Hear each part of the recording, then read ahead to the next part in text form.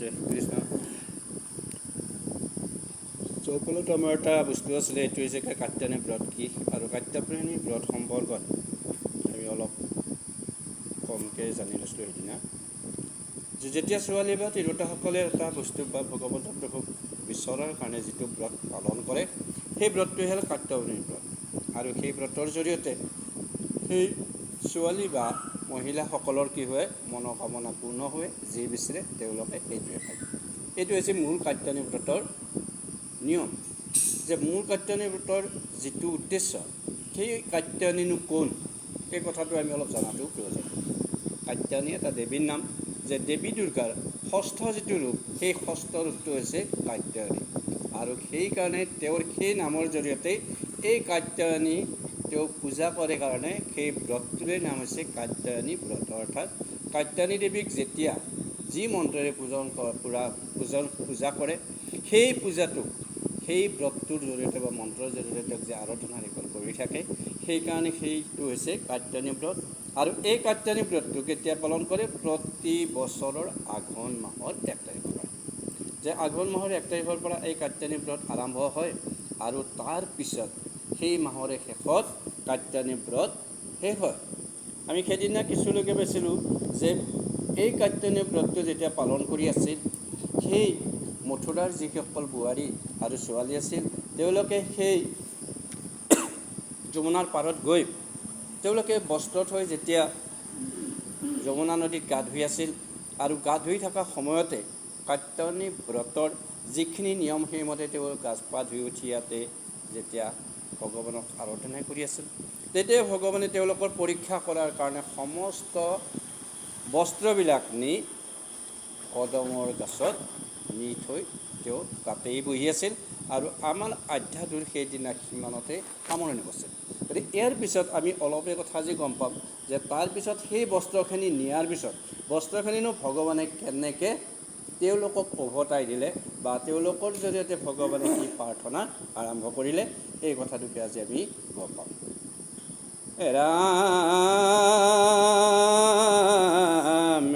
নিগদিত সুখ শুনা পৰীক্ষিত, হয়তো কথাই আচৰিত, ঈশ্বৰ কৃষ্ণৰ দেখিও ককেন অবিনোদ গ্ৰাম্য গোপীত, ৰাম মাধৱৰ মহা পৰিহাস শুনি অমনত ইয়াতেও চুকে, আকণ্ঠ জলত মজিয়া চুইজাৰে অকাম পৈতৰ তৰি বুকে। সুকমণি পৰীক্ষিত ৰজাই এতিয়া কৈ আছে যে ভগৱানৰ মহিমাৰ কথা কিমান কম। যে এতিয়া শুনা, সেই গ্ৰাম্য মানে গাঁৱৰ যিবিলাক গোপী আছিল, সেই গোপীবিলাকৰ লগতো তেওঁলোকৰ লগত বিনোদন মানে কি কৰে, খেলা ধূলা কৰি যিটো মনত সন্তুষ্টি, সেইটো হৈছে বিনোদন। গতিকে গাঁৱৰ সেই গোপিনীবিলাকৰ লগতো ভগৱানে কি কৰে, খেলা ধূলা কৰে বা তেওঁলোকৰ মনক উৎসাহ দি থাকে। গতিকে এইবিলাক কৰি থকাৰ সময়তে কি হ'ল, এদিন মানে এই যে ঘটনাটো হ'ল, নদীৰ পৰা বস্ত্ৰখিনি নি পেলাই পাৰৰ পৰা সেইখিনি ওপৰত উঠি গ'ল। উঠি যোৱাৰ পিছত তেওঁলোকেতো জলৰ মাজতে আছিল গোপিনীবিলাকে। ইতিমধ্যে আঘোণৰ মাহত কিমান ঠাণ্ডা পৰে সেইটো হিচাপে। গতিকে সেই পানীত যেতিয়া যমুনাৰ পানীত যেতিয়া গোপিনীবিলাকে বুৰ গৈ আছিল বা তেওঁলোকে এনেকৈ নাচি বাগি বা তেওঁলোকে হেৰি কৰি আছিলে, গা ধুই আছিল, সেইখিনি সময়তে কি কৈছে যে সেই ঠাণ্ডা লাগি তেওঁলোকৰ বুকু কঁপি আছে। বুকু কিয় কঁপি আছে? যে আমি আৰম্ভণিতে গম পাইছিলোঁ, যেতিয়া জলত নামে তেওঁলোকে ইমানলৈকে তলত থাকিব লাগে, ওপৰত থাকিলে নহয়। যে সেই ব্ৰতটো কৰাৰ সময়ত পূৰা গলটো ওলাই থাকে মাত্ৰ, আৰু তাৰপিছত ভগৱানক স্তুতি কৰি থাকে বা মহামায়াক স্তুতি কৰি থাকে। ৰাম যতে কুমাৰী তৈৰে পৰাবলৈ, অশুনা গোপৰা যুত, তুমি মহাজন হেনয় অন্যায় অকৰিতে নুহি যুগুত, এই গোপিনীবিলাকে এই কথাটো গমেই পাইছে নহয় যে গা ধুই উঠি যেতিয়া পাৰত আহোঁ বুলি ভাবিছে তেতিয়াই তেওঁলোকৰ বস্ত্ৰখিনি পাৰৰ পৰা নাই। গতিকে ওপৰৰ ফালে চাই যেতিয়া ভগৱানক দেখা পালা যে তেওঁৱে কামটো কৰিছে, গতিকে সেইকাৰণে তেতিয়া কৃষ্ণৰ ফালে চাই এই গোপিনীবিলাকে কৈছে যে প্ৰভু তুমি যি কামটো কৰিছা সেই কামটো ভাল কৰা নাই, তুমি এইটো কোনোপধ্যে ভাল কাম কৰা নাই। যুগ তাৰমানে এইটো নুহি যুগ, তোমাৰ এইটো উচিত হোৱা নাই কামটো কৰাটো। কি কাম? যে বস্ত্ৰবিলাক যে তুমি ওপৰত নি থৈ দিছা, আমি এতিয়া কেনেকৈ সেই পানীৰ পৰা ওপৰত উঠিম? গতিকে এই কথাটোকে কৈছে, ৰাম শ্যামল সুন্দৰ তোমাৰে খেদাখি অভৈল গোপবধূ আমি, কমল নয়ন দিও বসন কদম্ব বৃক্ষৰ নামি।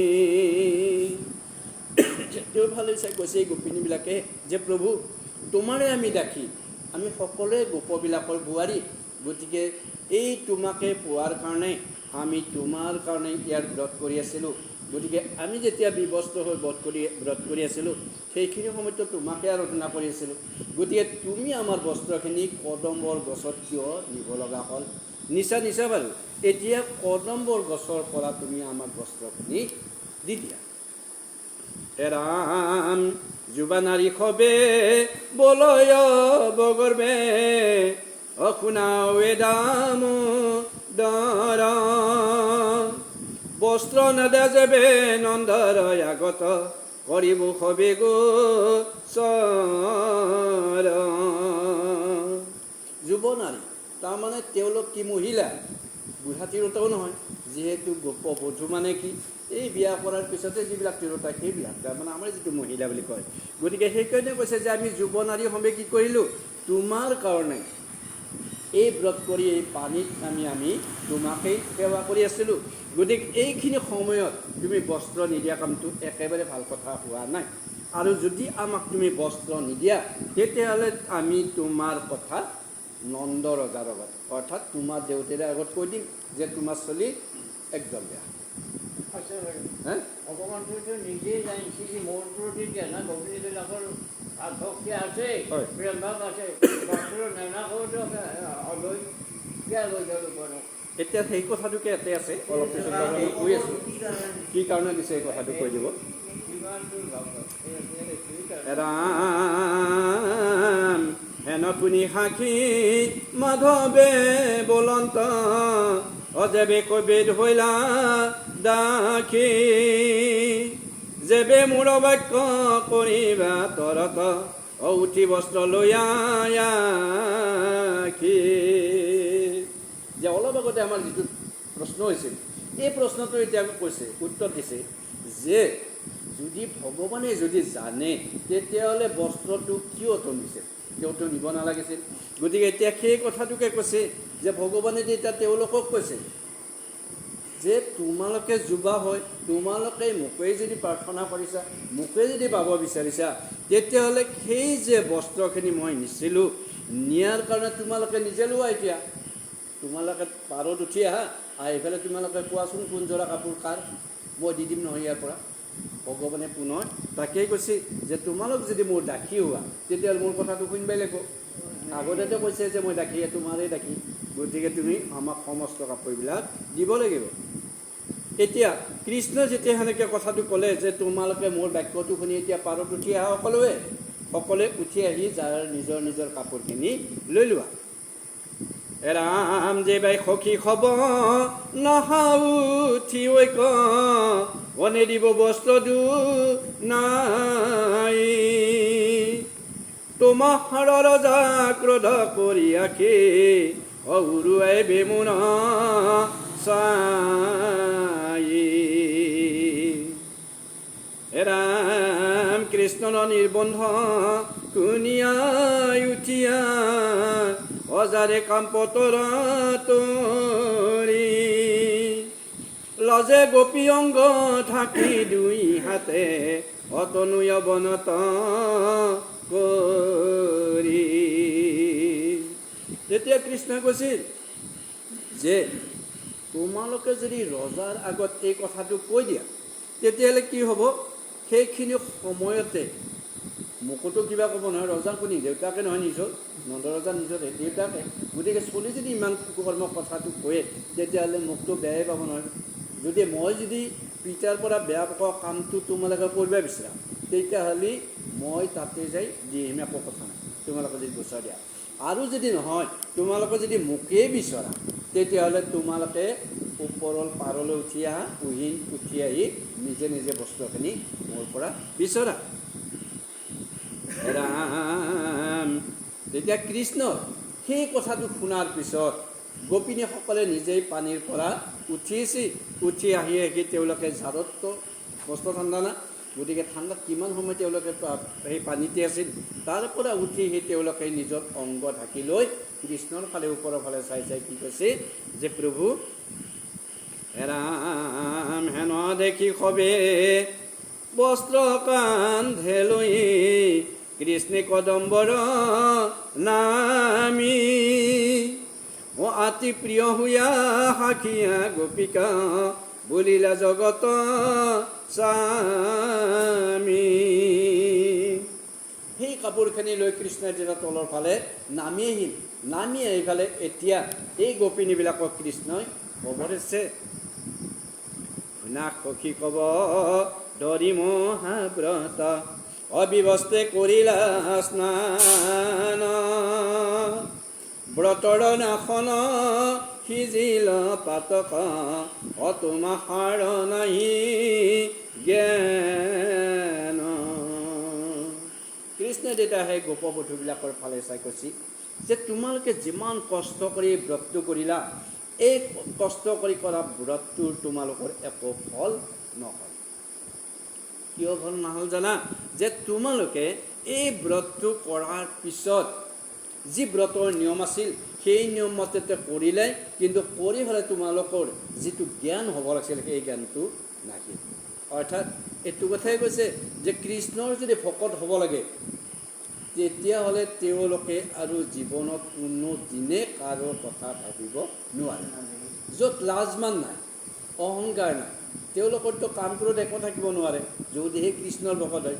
গতিকে গোপিনীবিলাকে যেতিয়া পানীৰ তলৰ পৰা আহিয়ে অংগ ঢাকি তেওঁলোকে কৃষ্ণৰ ওচৰত আহিছে, তেতিয়াই কৃষ্ণই এই কথাটো কৈছে যে তোমালোকৰ ব্ৰত যদিও কৰিছা, ব্ৰতৰ যিটো মূল উদ্দেশ্য সেই উদ্দেশ্যটো সাধন হোৱা নাই। মই তোমালোকক কি কৰিব পাৰোঁ? কাপোৰটো এতিয়া মই তোমালোকক দিব পাৰোঁ। কি কাৰণত কৈছিল কৃষ্ণ যে তোমালোকৰ যে জ্ঞানটো হোৱা নাই বা তোমালোকৰ ব্ৰতটো যে শুদ্ধ হোৱা নাই, কি কাৰণত কৈছে? এতিয়া কৈছে ৰাম শিৰৰ ওপৰে ধৰি কৃতাঞ্জলি কৰি সবে নমস্কাৰ, শীত পাত কৰ প্ৰায়শ্চিত্ত হুয়া অলয় বস্ত্ৰ আপোনাৰ। যে তোমালোকে জানা নাই কেনেকৈ সেৱা কৰিব লাগে? সেৱা কৰিব লাগিব নহয়, যে তোমালোকেতো সেই ব্ৰতটো কৰাতেই কি আছিল নিয়মটো, যে ওপৰৰ ফালে এনেকৈ দি তোমালোকে ব্ৰত কৰিব লাগিব, ভগৱানক ভাবিব লাগিব। তোমালোকে এতিয়া যে এনেকৈ থাকিলেও তোমালোকে যে আমাক বিচাৰি আছা, কাপোৰখিনি যে বিচাৰি আছা, এইটো কোনোবাতেই নহয়। এইটোক সেৱা কৰা বুলি নকয়, এইটো তোমালোকৰ ভুল হৈ আছে। গতিকে তোমালোকে এতিয়াও কি কৰা? ওপৰমুৱাকৈ হাত দি তোমালোকে কাপোৰটো মোৰ পৰা বিচৰা, মই তোমালোকক কাপোৰটো দি দিম। অৰ্থাৎ আমাৰ যিটো নমস্কাৰ বা সেৱা কৰা, এই সেৱা কৰা কথাটো কৈছে যে সেৱাটো আমি আশা নাতেদি কৰিলে সেৱা কোনোদিনে নহয় নহয়, হ'ব নেকি? আশা নাতেদি কাপোৰটো সেৱা কৰা নাযায়। গতিকে দুখন হাত আমি ধৰিবই লাগিব। যদি দুখন হাত যদি গোপিনীবিলাকে ধৰে, তেওঁলোকৰ অংগটো দেখা পোৱা যাব। গতিকে সেইকাৰণে কৃষ্ণই কৈছে যে তোমালোকৰ যিটো এটা কাম বোলা ভাৱটো আছে, মায়া বোলা ভাৱটো আছে, এইটো কিন্তু এইখিনি সময় নোহোৱা কৰি দি দিয়া, তেতিয়াহে তোমালোকৰ এই ব্ৰতটো সম্পূৰ্ণ হ'ব।